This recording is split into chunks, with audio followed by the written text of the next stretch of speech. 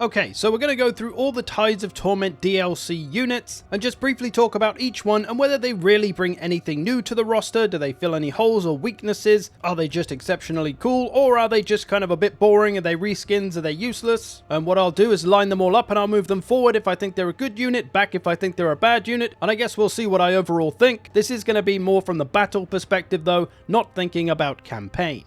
Let's get on with it then, beginning with Norsca and Sail the Faithless. Well, he's no doubt a great addition for the Norscan roster, not just because they've only had 2 legendary lords for the past 10 years, but because he's a caster lord and that's something they've never had. A lot of his magic is fun damage spells as well, so he's a cool lord overall. So Mr. Faithless comes forward for me, a nice addition as legendary lords go. And for the same reasons, the new generic lord as well, the Great Shaman Sorcerer. This gives you another magic-y lord option, as it's always just been the Marauder Chieftain that's been your only option. So now having a caster lord, it means if you're Wulfric or Throg, you now don't have to waste an army slot on a hero that can bring magic, you can combine it in the lord. So Great Shaman coming forward.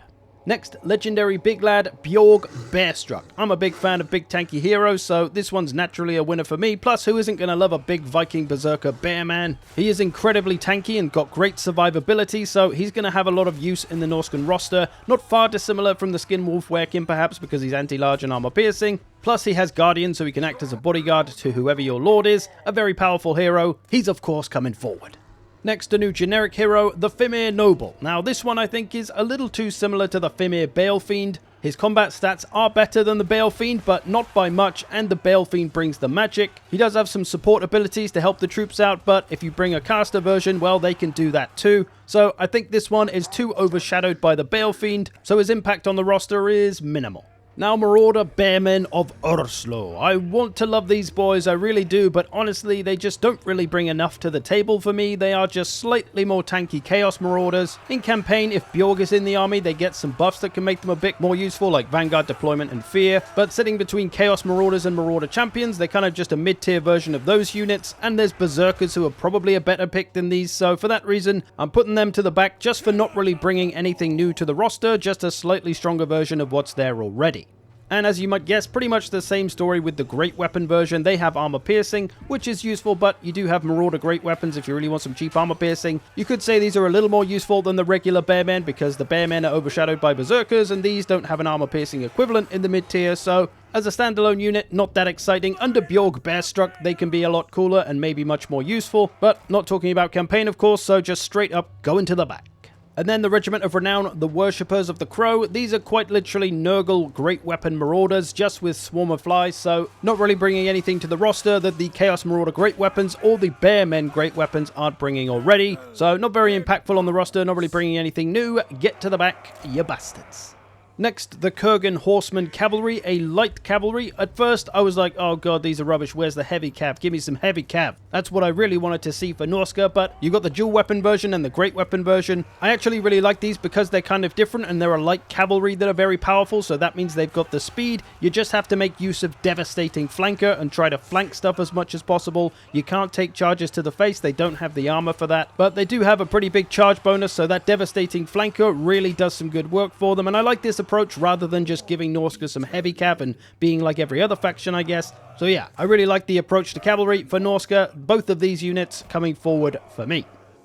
Next, another Regiment of Renown, the Riders of the Great Serpent. These are also in the Slaanesh roster. They're just Marauder Horsemen with a fair bit more missile strength, to be fair, so they can do a good bit of damage, but they also have an ability that will buff nearby friendly units within 35 meters for 8 leadership, which feels largely useless. 35 meters isn't very far. The only thing that's going to be able to hang with this cav is other skirmish cav, so you can buff other skirmish cav by 8 leadership, but you're usually not taking damage as skirmish cav anyway, so what use is extra leadership? It also causes fear, but again, you can't use that because you're staying away from enemy units anyway, so meh. Not really any great use for this. If you really want a stronger skirmish cav, just bring Horse Masters. And then another Regiment of Renown, this time the Marauder Chariot. It's Tzeentch themed, it's got Warp Fire, magic attacks, fire attacks. That's all fine, but again, you're not really going to use it very differently than the regular Marauder Chariot. The Warp Fire will cause a weakness to fire, and it does fire damage, so that'll just make you do a little bit extra damage. And if you happen to come across some infantry that's weak to fire, then that's going to be useful too, but it's kind of a niche thing. So using this, it just feels like using a regular old Marauder Chariot, and thus doesn't really bring anything to the roster, isn't that exciting, and thus, get to the back. Sorry, lads. Next though, probably the most exciting and unique unit in the DLC, the Dreadmaw. If you've seen this thing by now, you'll know it goes underground and can burst out the ground. It's got a ranged attack, and that in itself is pretty huge for Norsca because they don't have artillery, and this thing has 200 range, so they now have a sort of artillery. So that alone is a game changer for Norsca, but the fact it can burst out the ground is just, again, something very unique. You can't damage it when it's underground. It does most of its damage through bursting out the ground underneath units, and also has an ability that does the same thing that's pretty strong. It does have the downside that it can't move once it pops out the ground, and if it routes and runs away, it won't come back. So a very unique, different unit for the roster and for the game. Obviously, this bad boy's coming forward. Next, the Chimera, a very cool looking unit. I enjoy the 4 heads, I enjoy the color scheme, but in terms of its impact on the roster, there's not a great deal there because you've already got the Manticore and the Frostworm. So this thing just sits in between those two. It's better than the Manticore, but not as good as the Frostworm. So not exactly unuseful by any means. It does have fire attacks, which again, a lot of units don't have in this roster. So that could be useful for attacking fire-weak enemies. Now, with this one, I honestly could go either way, but I think I'll go backwards just because it's not that impactful on the roster. For a little extra money, you can just get a Frostworm instead, which is going to bring you a little more power. So this one's going back for me, and as you can imagine, pretty much the same story with the Regiment of Renown one. It's the same thing, just slightly improved, and it can heal itself, which is nice. But again, I think the Frostworm is just too much in my head, but maybe I'm a little bit biased because I'm not huge on single entity monsters anyway. I'm more of an infantry and cav kind of guy, so I'm going to put it back for now. But honestly, the Chimeras, maybe I'm being a little too harsh on them. They maybe could come forward. Next, the Cursed Etin, and this thing I do think is kind of useless to the roster because it's virtually the same as the Norscan Giant. It's got a few abilities that make it a little more interesting, but mostly they're passive. You're just going to use it in the exact same way as a Norscan Giant. Its damage is similar. It's a big unarmored target. It's going to get shot to shit. It's a Norscan Giant. So for the reason that it's just too similar to that other unit and doesn't really bring anything new, it's going to the back. The Cursed Etin Runecaller, however, this one is a little more interesting, I think, and does bring something different to the table. Not only is it not armor-piercing, unlike the Norscan Giant, it has magical attacks, unlike the Norscan Giant, and the 3 bound spells it can use, unlike the Norscan Giant. So this one is a lot more of an interesting addition to the roster, brings those bound spells that are useful as well, and really just overshadows the regular Cursed Etin and makes it feel pointless in the roster, and that we might as well have just had this one Runecaller version, and then they got rid of the other one and gave us a different unit instead. But hey ho, this is what we got. The Runecaller definitely coming forward though, and I guess there we have it. That's what I think of the Norscan roster. It's maybe about 50-50 in terms of good and bad. I'm maybe being a little bit harsh on those Chimeras, and I'd maybe bring at least the Regiment of Renown one forward because it is actually better than the Frostworm. And I did forget they have flaming attacks in their breath attacks, so that could actually be useful in a roster that doesn't have a lot of fire attacks. Next, elves then. Blech. Let's save some time, shall we? Just highlight everything and move it all backwards. Disgusting. There we go. Elves are done. Let's move on. Okay, Slaanesh. Only joking. Fine, we'll do the stupid elves. Sea Lord Aislinn then, or Ashlyn if you want him to be a fucking Irish girl. Now of course, not a Foot Lord, you want him on a Skycutter or Star Dragon as soon as possible. But I think as High Elf Lords go, he's probably a little underwhelming. There's a lot of strong characters in the High Elf Legendary Lord roster, and he doesn't bring anything terribly exciting. He's a support lord. His rally ability is cool, but I think his strength is really in campaign, and that's where he's going to shine and be more exciting to play. In battle, he's a little bit meh in my books. The melee Skycutter that Lords and Heroes get is a little underwhelming, I think. So you're probably going to put him on a Star Dragon as soon as possible, and then he's going to be like every other High Elf Lord. So to the back he goes. It doesn't have any great exciting battle features. That's our girl Ashlyn. Next, the Sea Helm Generic Lord. On foot, he has an anti-large bonus, which makes him pretty nice. Not too many Lords have an anti-large bonus in the High Elf roster. The trouble is, though, that he can get mounts, and when you put him on any of those mounts, he loses that anti-large bonus, and thus becomes pretty much redundant because the Prince Generic Lord is probably a better pick because he has way more mount options and is stronger, so why bother with this guy? If he kept his anti-large bonus on his mounts, he'd be more worthwhile as an anti-large lord, but without that, he's overshadowed by all 3 other generic lords, the Prince, the Princess, and the Archmage. So yeah, another day, another pointless elf. Next, a less pointless elf, Caradryan, the legendary hero, captain of the Phoenix Guard. He's pretty much the same as the noble hero that you've got already, so not necessarily bringing anything new to the roster, but he is a much stronger version and has his own unique Phoenix mount. Plus, he does have some cool abilities, but overall, I think the power that he brings in the anti-large armor-piercing department, that's going to be really helpful for dealing with powerful lords and heroes, so Caradryan coming forward. Next, the Mist Mage, pretty much a typical squishy old wizard, but coming with that new law of magic, the Law of Mist. So obviously bringing something pretty new and substantial to the roster, can get a Skycutter mount as well to keep himself out of trouble and maybe do a little bit of damage, but this is of course a no-brainer to be a good addition, bringing a unique law to the faction. Next, those shipper boys, the Ship Company. They are rubbish, pretty much, but that's kind of what they're supposed to be, right? A low-tier chaffy infantry alongside things like Empire Swordsmen or Chaos Marauders, so they're not supposed to do a great deal, and that's fine. I think largely, though, they're overshadowed by High Elf Spearmen that everyone's been using as their frontline for the past however long. So while these are a cheap frontline option, I feel like people will probably still choose High Elf Spearmen as they're only a little more expensive and offer you the anti-large properties, so Ship's Company, not that useful to the roster, I don't think. And then the Regiment Renowned version of those, the Company of Callan Flagon and Flube or whatever. These are actually a much better addition to the game because they bring cheaper armor piercing. For the High Elves, one of their problems has always been they don't have any cheap armor piercing. Whether it's infantry, cavalry, missiles, all their armor piercing is pretty expensive and or mid-tier. So things like White Lions, things like War Lions. So with these, at least they give you access to an armor piercing infantry pretty early on for not too much money. So a good addition for the roster and the faction. And then the new Regiment of Renown Hoemasters of Sordeth as well. These pretty much the same as the regular old Hoemasters, just much stronger. Now while these don't really bring anything new to the roster or fill any holes, they've already got good anti-infantry, they've already got the regular Hoemasters and cavalry for that. It is nice for a faction to have a top tier infantry that can compete with other top tier infantry, Regiments of Renown specifically. I think that is a good addition for them. So we'll bring these Hoemasters forward, although maybe my infantry bias is coming in a bit there, but they can chew through many enemy. And then we've got the fan favorite Lothan Skycutters. We're going to lump both of these into one. This is the 360 missile version, and then there's this one, the bolt thrower version. These are both pretty great and pretty strong, to be honest. The missile version's got big missile strength, got that high mobility in the air. It can charge down as a chariot as well, as can the crossbow version, but this thing is pretty nasty. It's a mobile flying artillery piece. How many factions have a flying artillery? There's maybe the Thunder Barge and the Sky Junk are the only other two kind of flying artillery pieces, but they are not fast. This thing is fast and can look after itself. So yeah, both very nasty, especially that crossbow version, and for that reason, they are both going back. I do not like the elves having such power. Alright, fine. They're fine. They're alright, I guess. They're fine. They're kind of okay. We'll put them forward. Stupid elves. Oceanids next, a very unique looking unit in and of itself, but in the High Elf roster they're even more unique because they've never had a monstrous infantry. And as a monstrous infantry, instead of being damage dealer like most monstrous infantry, they are more defensive with high melee defense and relying on a physical resistance, so you got to watch out for the magical attacks. But these are good for the High Elves. They give some mass potential to the front line. Usually it's always infantry. You had to use cavalry if you wanted to stop monsters or something charging through you. So now you've got these to do that. Quite a different unit and brings a lot to the roster, so obviously coming forward. And then you've got the Sea Elemental, which is basically a big Oceanid. It's anti-infantry, but it's pretty good at slapping monsters around too, so just a good all-round damage dealer. Still pretty defensive though, with his high melee defense and physical resistance, so something that can be quite versatile and do a few different jobs in the roster, whatever you need. So naturally, it's coming forward. And then another big boy, the biggest of the boys, the Merworm. This is a big, tanky, just horrible, chunky fish bastard.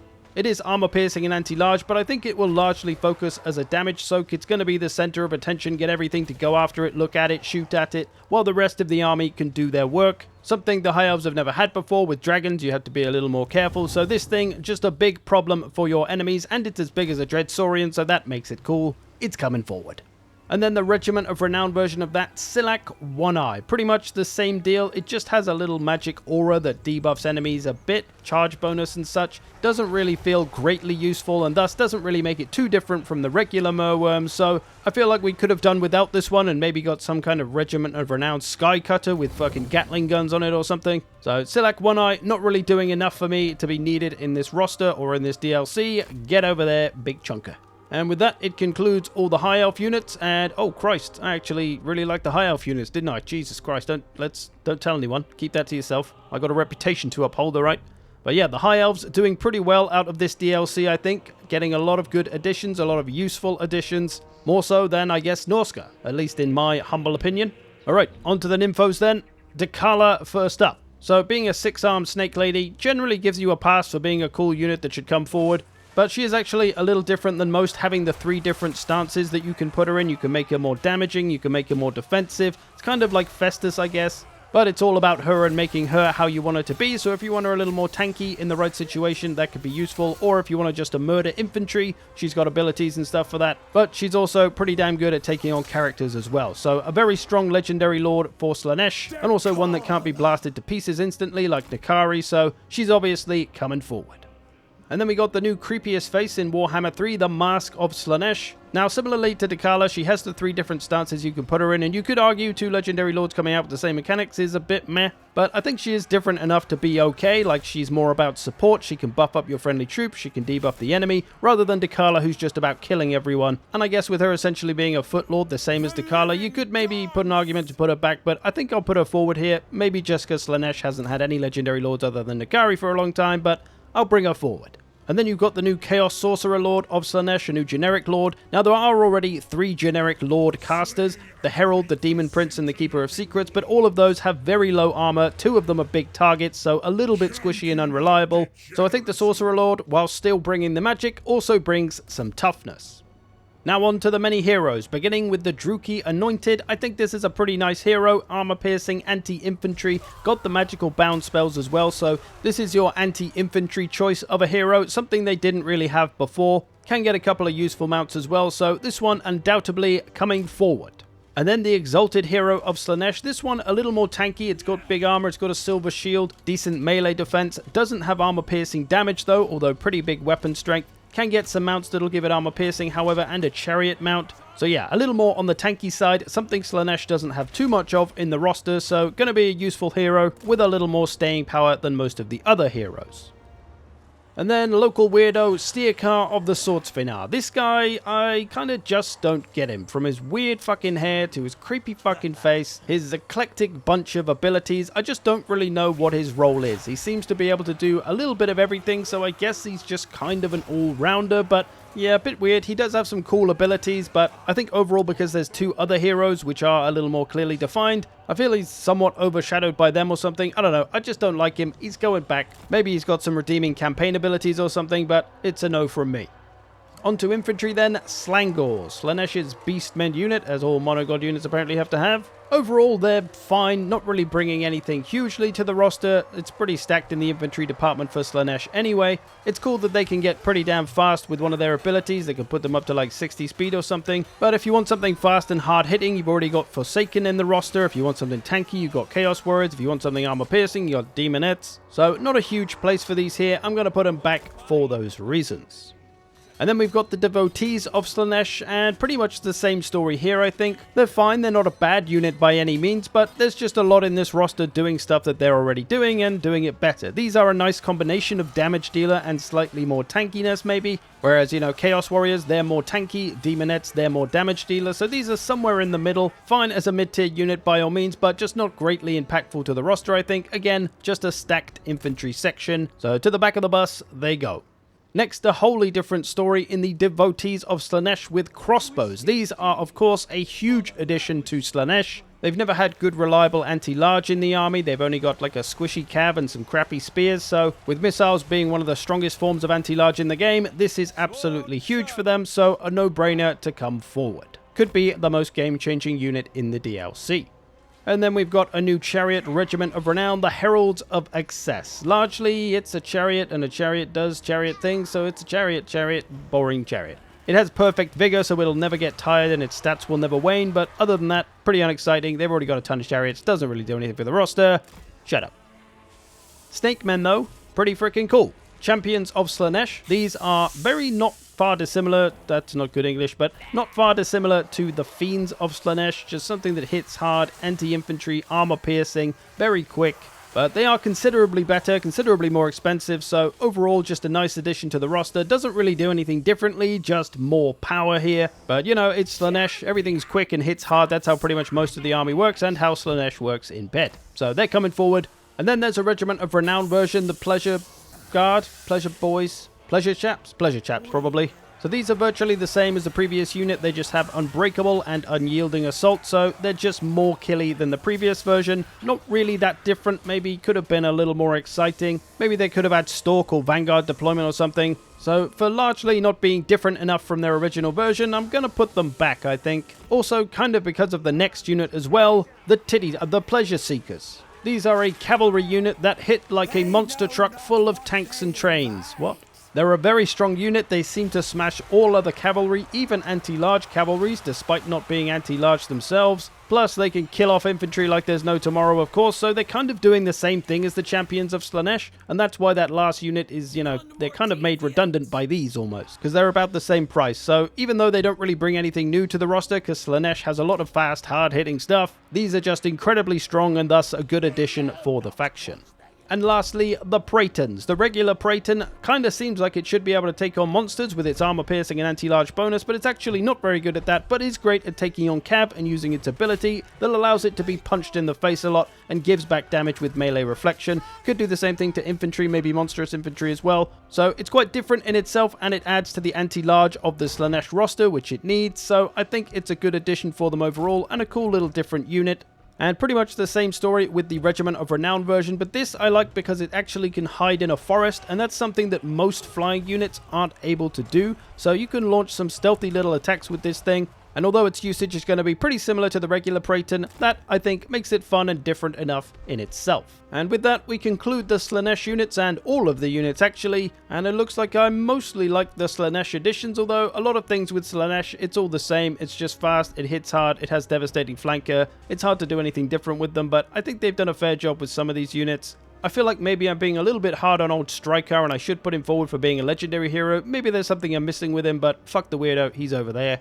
But there we go, that's what I think on the battle side of all these units and what they're good for. But of course, this is just my subjective opinion on the units, and from a battle perspective, we're not thinking about campaign. In campaign, some of these things will likely be more exciting. But there we go. I hope you've enjoyed this. Thanks for watching. Do consider supporting the channel through Patreon or YouTube memberships if you wish. Otherwise, I will see you in the future.